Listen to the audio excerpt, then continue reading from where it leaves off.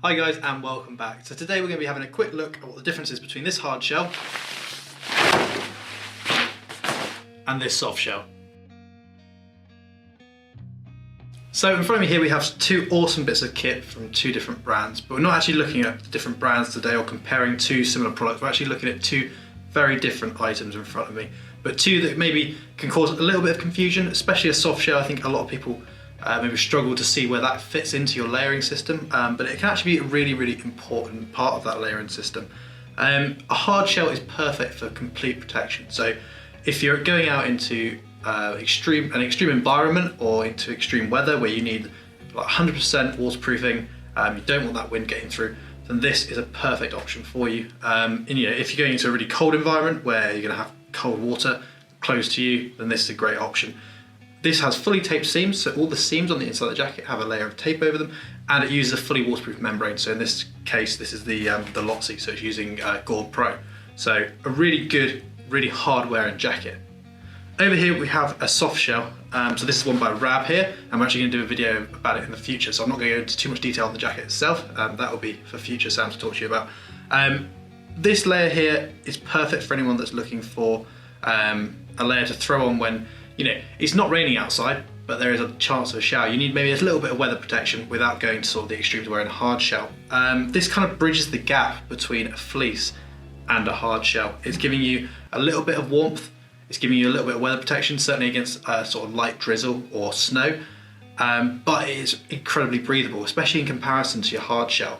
This is going to be a far more breathable option. So if you're doing something that is active, that requires a little bit of protection, but not to the extremes of a Gore-Tex jacket or some sort of hard shell waterproof, then this is a really good option for you. That could be a belaying jacket, so you're still at the bottom of the crag, belaying your partner. This has got a two-way zip on it, so you can do that with your belay loop poking out the bottom while still having the jacket on. And this is a perfect option for you. It's still extremely durable. You've still got a nice lightweight material on the sort of main body of the jacket with a harder wearing shoulder panel, and also the back as well, so if you're wearing a rucksack. But the real perk of this is its breathability.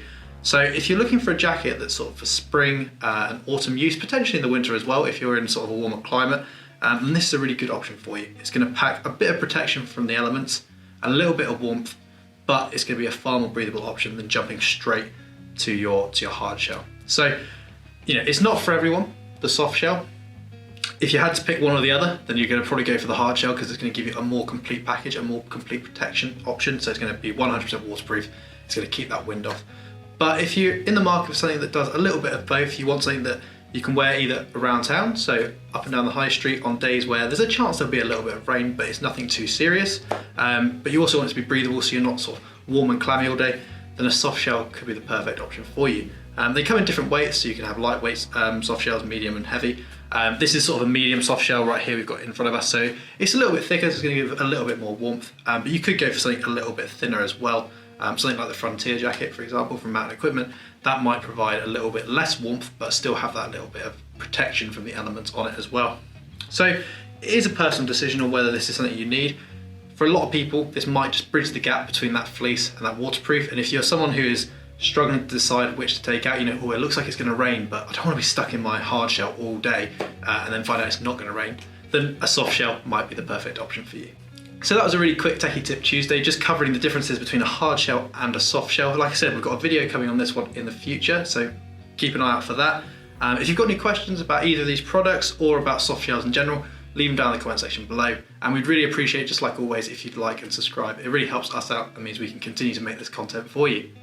But until next time, we'll see you soon. Thank you.